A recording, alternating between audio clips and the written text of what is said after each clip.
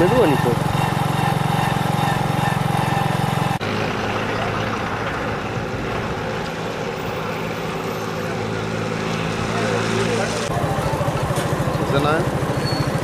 கரெக்டாக இப்போ தான் பாளையம் பைபாஸ் பண்ணுறாரு. ஆமாம் ஆமாம் ஆமாம்.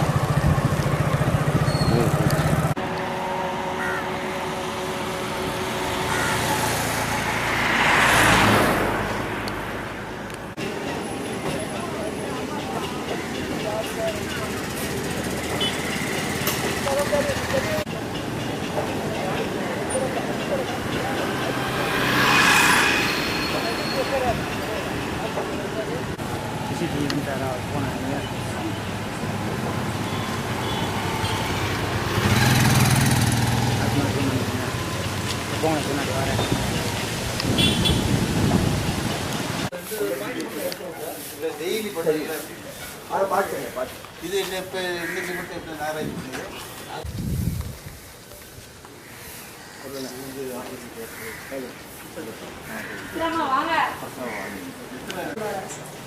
உங்களால காய்ச்ச குறையாம என்ன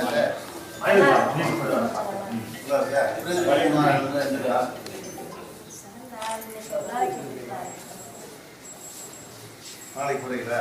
நல்லா இருக்கா? சரி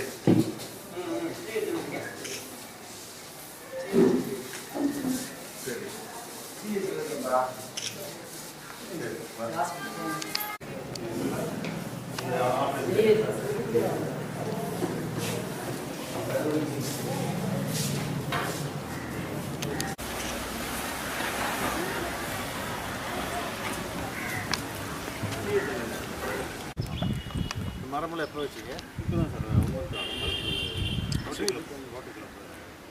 தண்ணியெல்லாம் டெய்லி தண்ணி உங்களுக்கு சஃபிஷியண்ட்டாக இருக்கா? தேவை இருக்கா? நல்லதுதான் சார். மீட்டிங் வருது.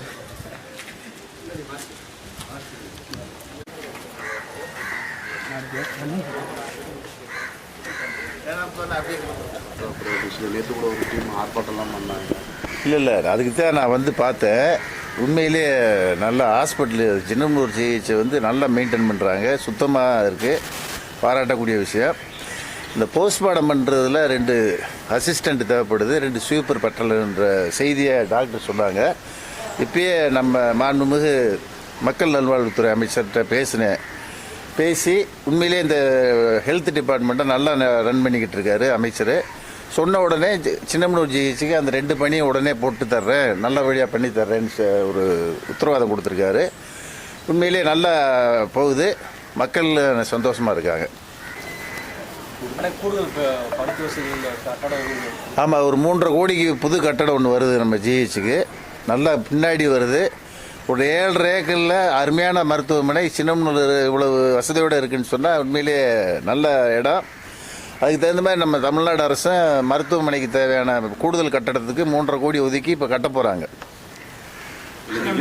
அரசு இல்லை, எந்த அரசு நினைச்சாலும் முல்லை பெரியாறில் புதிய அணை கட்ட முடியாது. உச்சநீதிமன்றத்தில் வழக்கு இருக்குது. நிச்சயமாக தமிழ்நாடு முதல்வர் அண்ணன் தளபதி இதை விட மாட்டார்.